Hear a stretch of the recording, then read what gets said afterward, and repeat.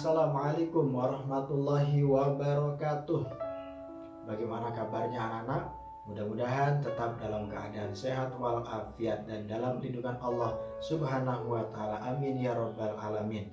Baik anak-anak, untuk materi pembelajaran mata pelajaran Quran Hadis untuk kali ini sudah masuk ke pelajaran yang ke-7 atau bab 7 tentang surah At-Tin.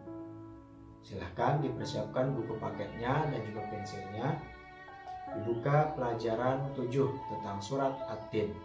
Baik, untuk mengawali pertemuan pembelajaran kali ini, kita bersama-sama dengan mengucapkan kalimat basmalah. Bismillahirrahmanirrahim. Nah, kalau sudah ketemu, dibuka pelajaran 7 tentang surat At-Tin. Baik, kalau sudah, kita melafalkan bersama-sama surah At-Tin. Sudah siap? Kalau sudah, yuk bersama-sama melafalkan surah At-Tin. Wahid isnen sarasa. A'udzu billahi minasy syaithanir rajim. Bismillahirrahmanirrahim. Wattini wazzaitun wa turi sinin wa hadzal baladil amin. Laqad khalaqnal insana fi ahsani taqwim. Thumma radadnahu asfala safilin. Illal ladzina amanu wa 'amilus sholihati falahum ajrun ghairu mamnun. Fama yukadzibuka ba'du biddin. Alaysa Allahu bi ahkamil hakimin. Shadaqallahul azim. Yang pertama artinya adalah demi buah tin dan buah zaitun. Yang kedua demi gunung Sinai. Yang ketiga dan demi negeri Mekah yang aman ini. Yang keempat, sungguh kami telah menciptakan manusia dalam bentuk yang sebaik-baiknya. Jelas Allah menciptakan manusia dengan wujud yang sebaik-baiknya, sempurna sekali. Karena kesempurnaan Allah tidak ada yang bisa menandingi, melainkan zatnya sendiri. Jelas bahwasanya siapapun itu, baik makhluk Allah, manusia menciptakan manusia robot, itu pasti banyak kekurangannya, bahkan tidak sesempurna Allah yang ciptakan. Jelas ya, bahwasanya Allah menciptakan manusia dalam bentuk baik jasmani maupun rohaninya itu sangat sempurna sekali. Kesempurnaan Allah itu luar biasa. Yang kelima, kemudian kami kembalikan dia ke tempat yang serendah-rendahnya. Serendah-rendahnya kalau memang kita tidak beriman kepada Allah Subhanahu wa Ta'ala, Allah akan kembalikan ke tempat yang lebih hina sekali. Yang keenam, kecuali orang-orang yang beriman dan mengerjakan kebajikan, maka mereka akan mendapat pahala yang tidak ada putus-putusnya. Nah, kecuali orang-orang yang beriman, kata Allah, dan yang berbuat amal kebajikan, maka mereka akan mendapatkan pahala yang terus-menerus tanpa adanya putus-putus. Itu berbahagialah bagi orang yang beriman dan beramal soleh. Di mana berimannya? Di dunia sewaktu kita masih hidup. Kalau sudah beriman kepada Allah, lantas kita melaksanakan amal baik walaupun secuil, walaupun setitik atau setetes, tetap Allah akan perhitungkan niat ataupun amalan-amalan baik kita. Supaya apa? Supaya nanti bisa menambah bekal kita nanti di hari kiamat kelak. Yang ketujuh, maka apa yang menyebabkan mereka mendustakan tentang hari pembalasan setelah adanya keterangan-keterangan itu? Jadi manusia kebanyakan mendustakan tentang hari pembalasan. Hari pembalasan itu dimana kalau kita sudah meninggal kelak, sudah ke fase ataupun sudah memasuki hari kiamat, terus ada tahapan-tahapannya, ada pintu-pintunya, ada alam-alamnya.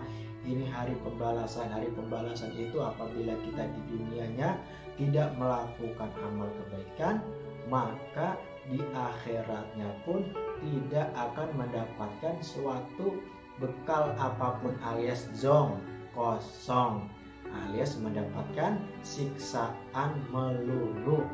Kalau di dunianya sering mengadakan ataupun melakukan amal-amal yang baik, amal soleh, di hari pembalasan Allah akan balas semua kebaikan-kebaikannya. Baik itu amalan mau belajar, ketika anak-anak disuruh orang tuanya untuk belajar, dan juga anaknya mengikuti ataupun mentaati aturan yang dibuat oleh orang tua ketika waktunya belajar, ya belajar. Nanti di akhirat semua itu akan dibalas oleh Allah Subhanahu wa Ta'ala, walaupun lelahnya pun nanti akan dibalas oleh Allah Subhanahu wa Ta'ala. Dan juga lebih ekstrimnya lagi, di saat lagi belajar ternyata saking lelahnya belajar terlelap tidur hingga akhirnya ngeces air liurnya, ngiler. Nah, jelas air liurnya itu nanti akan menjadi saksi di hari pembalasan. Kok bisa? Bisa, karena memang air liur itu menjadi saksi di saat si Ahmad atau si Junaid sedang melakukan amal baik, yaitu belajar. Nanti air liur tersebut atau ilernya itu akan menjadi saksi, ya Allah, aku ini adalah air liur dari si Junaid yang tertidur waktu belajar itu. Maka dari itu ampunilah dosa-dosa si Junaid tersebut. Nah, ilernya itu akan mendoakan kita di saat kita nanti sedang kesusahan di hari kiamat. Di hari pembalasan tersebut, ilernya itu akan mengadu kepada Allah Subhanahu wa Ta'ala dan mendoakan kepada si Junaid tersebut atau si anak tersebut yang terlelap tidur di saat lagi belajar. Itu subhanallah, jika memang sedang melakukan amal baik di dunianya. Kalau tidak melakukan amal baik di dunia, ya jangan harap mendapatkan sebuah amalan ataupun ganjaran-ganjaran yang mengalir. Terus, bukankah Allah hakim yang paling adil? Jelas Allah nanti di hari pembalasan itu akan menjadi hakim yang paling adil, seadil-adilnya.